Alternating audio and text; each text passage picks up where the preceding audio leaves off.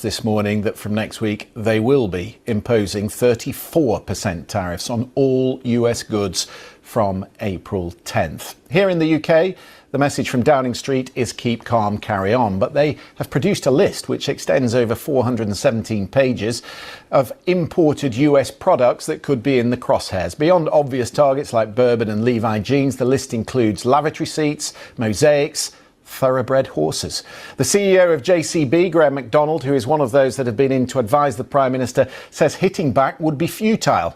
His company, which manufactures big agricultural machinery, is soon to open a second plant in the United States in San Antonio, Texas.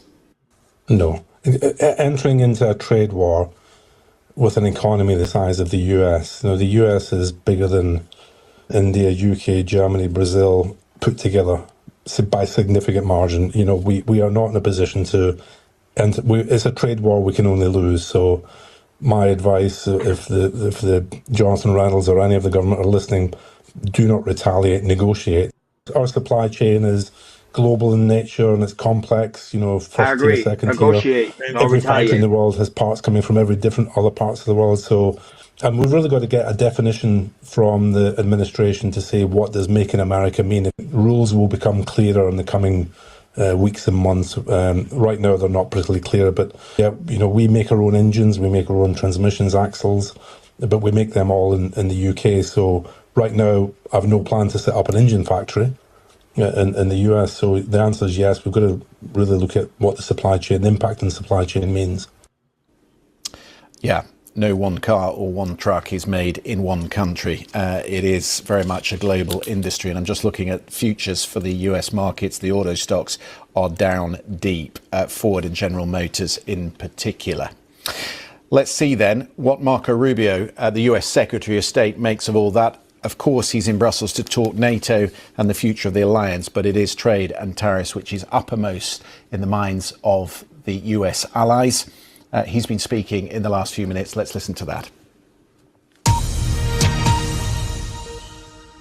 Their markets are reacting to a dramatic change in the global order in terms of trade. And so what happens is pretty straightforward. If you're a company and you make a bunch of your products in China, and all of a sudden shareholders or people that play the stock market realize that it's going to cost a lot more to produce in China, your stock is going to go down. But ultimately, the markets, as long as they know what the rules are going to be moving forward, and as long as that's set and you can sustain where you're going to be, the markets will adjust. Businesses around the world, including in trade and global trade, they just need to know what the rules are. Once they know what the rules are, they will adjust to those rules. So I don't think it's fair to say economies are crashing. Markets are crashing because markets are based on the stock value of companies who today are embedded in modes of production that are bad for the United States. We have to be a country that thinks we're the largest consumer market in the world, and yet the only thing we export is services. And we need to stop that. We need to get back to a time where we're a country that can make things, and to do that we have to reset the global order of trade. I agree. Well, the worst thing is to leave it the way it is forever. I mean, this is just can't continue. We can't continue to be a country that doesn't make things. We have to be able to make things to provide jobs for Americans. That's it. It's that simple. China is an example. I mean, it's outrageous. I mean, they don't consume anything. All they do is export and flood and distort markets in addition to all the tariffs and barriers they put in place. So the president... Go ahead, Hakeem. A lot of things were said when it came to the aspect of these tariffs, especially with China doing what they're doing to the United States. Your thoughts? Marco Rubio is 100%. I want to give a shout out to a creator because I watched this video, Anton Daniels. He talked about this earlier. China does not play fair. No, they don't. They still are intellectual property. They remanufacture and sell stolen goods. And they patent their own stuff. You just go on Amazon and see how many Chinese sellers when you put out a product, they're going to take over. They they make everything, but they don't buy a lot of our stuff. A lot of countries don't buy a lot of our stuff. Reason why we have the biggest advantage because we are the biggest consumers. So imagine if we stop buying China stuff. How their economy going to sustain? China done decimated more economies all over the world than a lot of y'all people know it. Go to Malaysia and all of them. They're flooding with cheap Chinese products. It's going to stop today. We need to reset here. Every other country is prospering, but us, that has to stop. I support the tariffs. If y'all want to play ball, play ball. We'll just stop buying your stuff.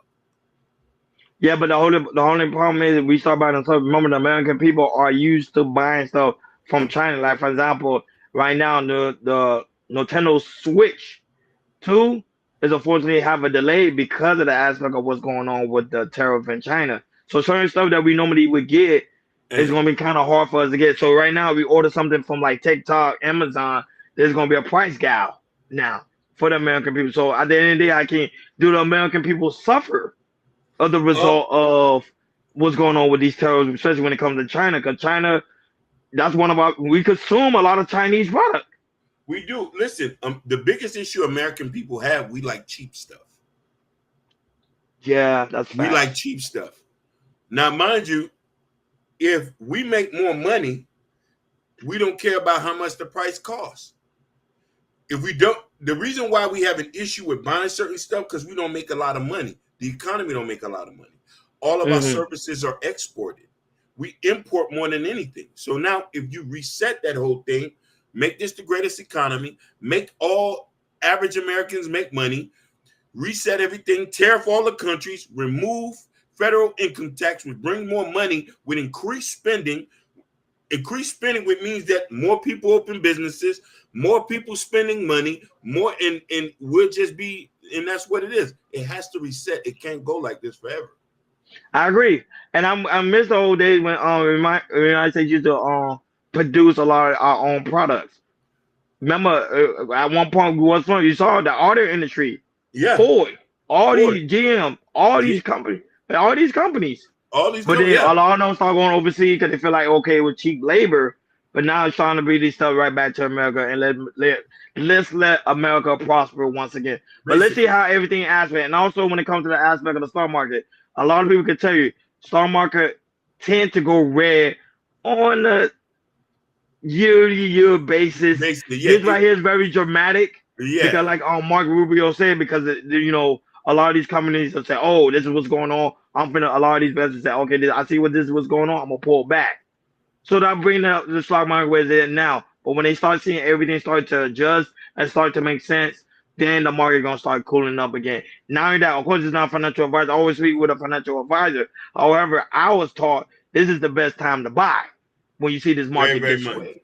Very, very much. When it's this great, this is the best time to invest. A lot of people can get scared. You don't get scared when the markets are down. You get happy, and whatever money you get, you dump into it and buy.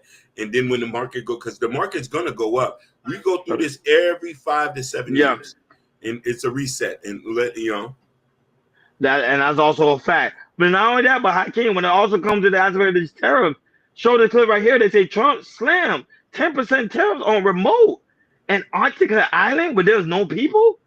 Only penguins? Go ahead. No. Yeah, that's not even. Shout out to Jordan. Jordan said it. I'm just covering it. Go ahead. You see it? No, I know it's a misunderstanding, but go ahead, Hakeem. Play that clip. It's real. I thought it was a joke, but it's real. One is safe from President Trump's new tariffs. Not even penguins. A remote island near Antarctica that is home to mainly penguins, no humans, is now subject to a 10% American tariff. This is not a joke. We are not kidding. These penguins, who do not trade goods or services with the United States, as far as we know, are on the receiving end of a new tax. No one is safe from President Trump's new tariffs. Not even penguins. If Trump administration thinks it's trolling the people of America, this is a joke. Or they know something that we don't know, that someone is trying to buy it, that island. Yeah. That's why they put a 10% tariff. You see, you saying something that is, it's always a reason for something. I think they're trying to buy that island. Or it's something like that, you know what I mean? But I think that's but you made me laugh. You made me laugh when you said, no, not the penguins. Like, share, subscribe, guys. Don't forget to hit